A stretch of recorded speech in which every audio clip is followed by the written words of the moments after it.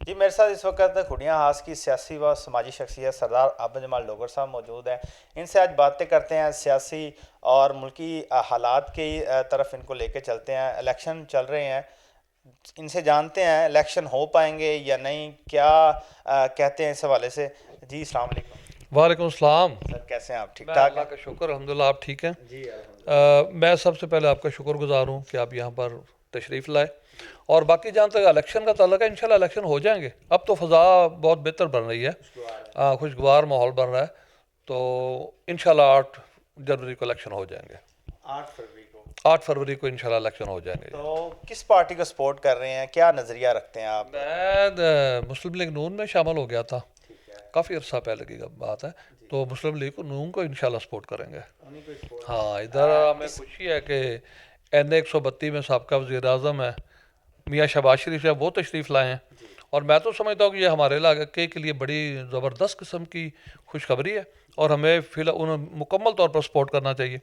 دیکھیں, شہباز شریف صاحب کا ایسا ہے کہ جہاں پہ بھی وہ رہے ہیں, وزیر اعلیٰ رہے ہیں, انہوں نے بڑے کام کروائے ہیں. لاہور کو انہوں نے بڑا خوبصورت بنا دیا ہے, اور ان کے بڑے پیکج ہیں. اگر وہ اس حلقے سے کامیاب ہوتے ہو تو میں تو سمجھتا ہوں کہ یہ ہماری خوش قسمتی ہے.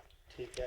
اور ملک احمد خان صاحب, ان کی بھی سننے میں آ رہا ہے پوزیشن کافی مضبوط چل رہی ہے, اور ان کی ٹکر میں بھی کوئی ہے, کوئی یہاں پہ کوئی؟ ملک احمد خان صاحب نے بڑی محنت کی ہے. اگر آپ کہیں کہ وہ حادثاتی طور پر جیت جائیں گے تو یہ نہیں ہے. 5 سال تک وہ تقریباً رہے ہیں, وزیر اعلیٰ کے مشیر بھی رہے ہیں. اس کے ساتھ ساتھ انہوں نے حلقے میں بڑا ورک کیا ہے. جب بھی دیکھتے آپ ہوں گے وہ علاقے میں اپنے پھرتے ہیں, حالانکہ وہاں پہ اس کو بھی پہلے لوگوں کی طرح ریسٹ کرنی چاہیے تھی, لیکن میں نے دیکھا کہ 5 سال تک انہوں نے بالکل ریسٹ نہیں کی, بلکہ اپنے حلقے کو موٹیویٹ کرتے رہے مسلم لیگ نون کے حوالے سے. اور ان کی 5 سال کی محنت ہے کہ انہوں نے زبردست قسم کے 2 کامیاب جلسے دیے مسلم لیگ نون کو. اور مسلم لیگ نون کو جب تھوڑے سے حالات خراب نظر آ رہے تھے نا, تو یہ ملک احمد خان اور ملک رشید خان صاحب کی سپورٹ ہی ہے. انہوں نے 2 اتنے خوبصورت جلسے, بڑے جلسے ہیو دیے کہ مسلم لیگ نون میں جان ڈال گئی تھی. بالکل ایسے ہی بات. ہاں, اور آپ کی کیا وجہ بنی, آپ پی ٹی آئی کو چھوڑ کے نون لیگ میں شامل ہوئے, اس کی کیا وجہ؟ میں اس کے پیچھے بڑی لمبی گراؤنڈ ہے. اچانک یا میں حادثاتی طور پر اس میں شامل نہیں ہوا ہوں. کافی عرصہ پہلے بھی میں دیکھ رہا تھا. اگر کمپیریزن کریں نا تو اس میں مسلم لیگ نون کے کام آپ کو کافی نظر آئیں گے. 3.5 سال میں پی ٹی آئی میں بھی رہا ہوں, لیکن یہ مین روڈ اور یہ جو چھوٹے موٹے معاملات ہیں یہ نہیں حل ہو سکے. کام ہوں گے اس دور میں بھی, لیکن زیادہ معاملات یہ مسلم لیگ نون کے دور میں ہی ہوئے ہیں. دیکھیے, عام بندہ جو ہم جیسا ہے یہ عام سٹرکچر کو ہی دیکھتا ہے, ترقی کاموں کو دیکھتا ہے. تو ترقیاتی کام تو ان کے ماحول میں ہی ہوئے, اس لیے میں نے ان کو جوائن کیا تھا. ملک احمد خان صاحب کو, ملک احمد خان صاحب, ان ملک کی رشید محبت خان کو صاحب, اور اس کے علاوہ مسلم لیگ نون کو جوائن کیا. ٹھیک ہے. اور انشاءاللہ تعالی مسلم لیگ نون کو ہی سپورٹ کرتے رہیں گے. آپ سمجھتے ہیں کہ دوسری جماعتوں کو بھی آزادانہ طور پر الیکشن لڑنے کا موقع دینا چاہیے, اور خوشگوار ماحول فراہم کرنا چاہیے الیکشن کمیشن کو, اور ملک کو بھی اچھی سمت پر چلنا چاہیے؟ جہاں تک یہ تمام جماعتوں کا آپ نے سوال کیا ہے, تو یہ میں سمجھتا ہوں کہ یہ جمہوریت کا حسن ہے. جمہوریت کا حسن یہی ہے کہ سب کو مکمل موقع ملنا چاہیے. اپنی محنت کریں, اس میں اپنا دیکھیں کون کس کو سپورٹ کرتا ہے. تو اب مسلم لیگ نون کا آپ ادھر دیکھ لیں, میرے تو خیال کے مطابق مکمل طور پر فری اینڈ فیئر بھی الیکشن ہوں گے, تو انشاءاللہ مسلم لیگ نون ادھر سے جیت جائے گی. آپ سمجھتے ہیں کہ پی ٹی آئی کو جو ہے بیکورڈ پہ کیا جا رہا ہے, اور اس میں کیا وجوہات ہو سکتی ہیں جو ملک کے لیے جو نقصان کا دہ باعث ہوں؟ اس میں کوئی کمنٹس نہیں کروں گا, اس پہ آپ کو کیونکہ یہ جو زیادہ سیاست کر رہے ہیں نا وہ لوگ اس پہ زیادہ کمنٹ کر رہے ہیں, انہیں معاملات کا بھی پتہ ہے, کیونکہ ہم لوگوں کو زیادہ حالات کا نہیں پتہ ہے. اور یہ جو لوگ اپر لیول پر دیکھ رہے ہیں کیسے معاملات ہے, کیا ہوا ہے کیسے, وہ بالکل اس پہ ڈسکس بھی کرتے ہیں اور ان کو کرتے بھی ہیں. آپ سمجھتے ہیں کہ 9 مئی کا واقعہ ہونا چاہیے تھا جو اس دن ہوا ہے؟ نہیں, 9 مئی کا واقعہ نہیں ہونا چاہیے تھا. ہاں, یہ اصل میں یہ ملک میں ایک بڑا انتشار پھیلا ہے اس کے ساتھ ساتھ، لیکن اس کی جو بھی معاملات ہیں، جو بھی وجوہات ہیں، یہ میں اس کی پرزور مذمت کرتا ہوں۔ ابھی تک ہم اس کو سانحہ کو بول نہیں پا رہے جتنا ہمارا ایک ادارہ ہے فوج، جس سے ہم آج کھڑے ہوئے ہیں پاکستان کی حفاظت کے لیے، وہ ایک ادارہ ہے۔ تو آپ سمجھتے ہیں کسی بھی جماعت کو ان کو ہٹ کرنا چاہیے یا ان کو اس طرح انتشار میں لے کے آنا چاہیے سیاست میں؟ اصل میں کسی بھی ملک کی جو خوشحالی اور دوسرے جو معاملات ہیں نا، اس کی سرحدوں کی محافظت وہ فوج ہی ہوتی ہے۔ اگر یہ ادارہ کمزور ہو جائے گا تو میں تو یہ سمجھتا ہوں کہ سب کچھ کمزور ہو جائے گا۔ دیکھیں، اگر یہ ادارہ کمزور ہو گیا تو ہمارا ملک کمزور ہو جائے گا، اور ملک کمزور ہو گیا تو پھر سیاسی جماعتوں کا کیا وجود رہ جاتا ہے؟ آپ دیکھیں فلسطین میں چلے جائیں، جہاں پہ یہ فوج نہیں ہے، وہاں پر کیا حال ہو رہا ہے؟ لیکن ہمیں تو پراؤڈ آف کرنا چاہیے کہ ہماری فوج مضبوط ہے، پوری دنیا کی قوتوں سے وہ ٹکرا رہی ہے۔ تو جہاں پر انتظامی معاملات کا معاملہ یا اندرونی معاملات کا معاملہ ہے، فوج کے ساتھ بھی لوگ دیکھیں محبت کرتے ہیں، پیار کرتے ہیں ساری زندگی۔ میں تو بچپن میں بھی ہم دیکھتے رہے کہ جہاں سے فوج کے ٹرک گزرتے ہیں لوگ کیسے سلام کرتے ہیں، اور باقی معاملات فوج کے ساتھ ہی سرحدوں کی حفاظت ہے۔ تو پاک فوج سے کٹ آف ہو کے کیسے ملک چل سکتا ہے، یہ کیسے جماعتیں اس میں سیٹنگ میں جا سکتی ہیں؟ اس طرح ہے سر، نواز شریف صاحب آئے ہیں، کافی عرصے بعد آئے ہیں، تو کیا کہیں گے آپ ان کے حوالے سے؟ وہ پہلے آ چکے ہیں یا ان کے آنے کے بعد کوئی ملکی حالات بھی بہتر ہوئے ہیں؟ مہنگائی کا اس ٹائم جو دور چل رہا ہے، اصل میں آپ اگر 93 سے لے کر آج تک کا دور دیکھیں تو نواز شریف کے کافی پروجیکٹ آپ کو نظر آئیں گے، آپ ان کو نظر انداز نہیں کر سکتے ہیں۔ دیکھیں، موٹر وے سب سے پہلے نواز شریف اس ملک میں لے کے آئے تھے، شاید اس وقت پاکستانیوں کو ان چیزوں کا پتہ بھی نہیں تھا۔ باقی انسان ہوتا ہے، انسان کے ساتھ ساتھ چلتے ہیں معاملات، کچھ وہ بہتر کرتا ہے، کچھ اس سے ڈسٹربنس ہو جاتی ہے، لیکن میاں نواز شریف کا اگر زیادہ کردار کو دیکھا تو کردار کے حوالے سے وہ مضبوط ہیں، وہ انہوں نے ٹھیک کام کیے ہیں، اچھے کام کیے ہیں۔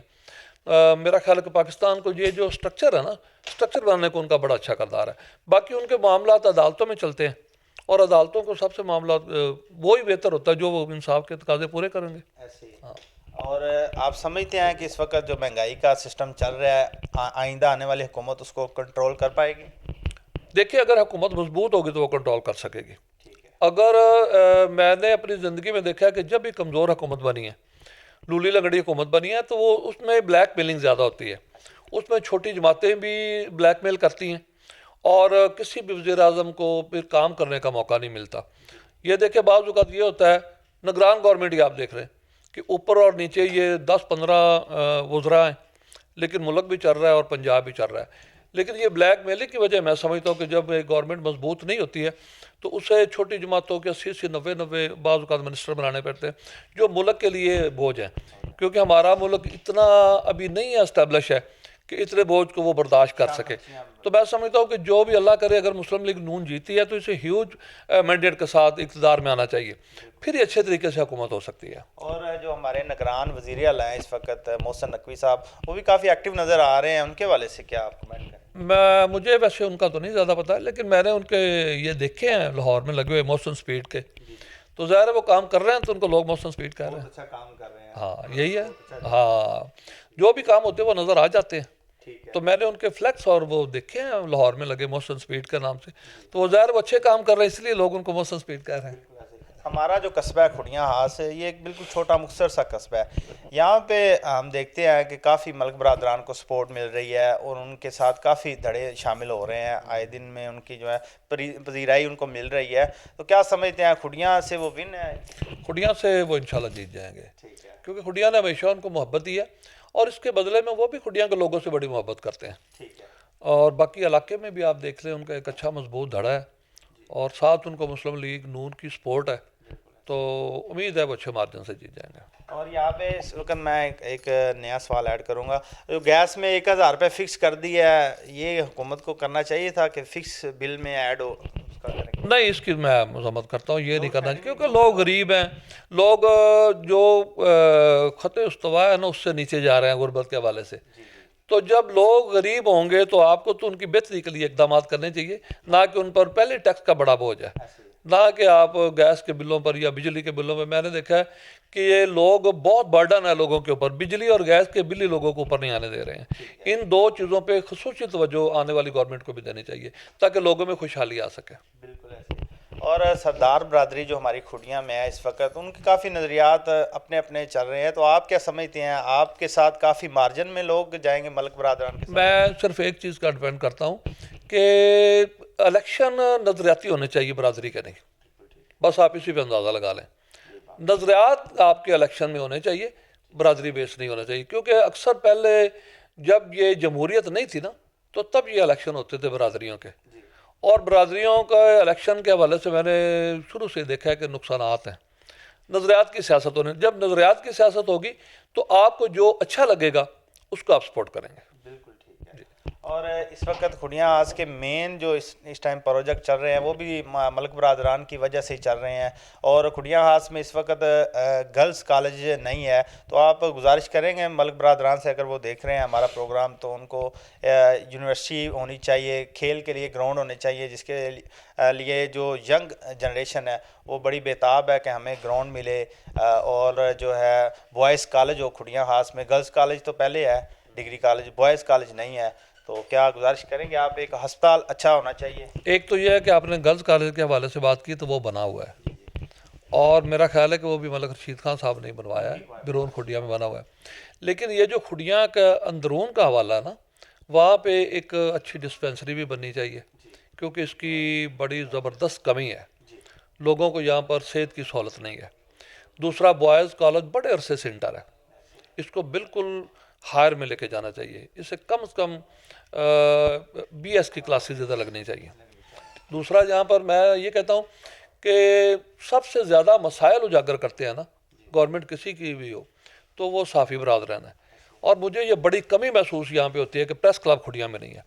یہ میری تمام دوستوں سے، ملک احمد خان صاحب سے، ملک رشید خان صاحب سے گزارش ہے کہ وہ کھڑیاں میں اس معاملے پر خصوصی توجہ دیں اور فوری طور پر ایک خوبصورت بلڈنگ پریس کلب کے حوالے کریں، تاکہ اپنا آزاد آنا صحافت کا ایک معیار قائم ہو سکے. بالکل ٹھیک ہے. اور اس وقت جو ہے ملکی حالات پہ بھی بات ہو چکی ہے، اور آپ اپنے بارے میں بتائیں. بڑے فٹ نظر آ رہے ہیں، آئے دن آپ بڑے.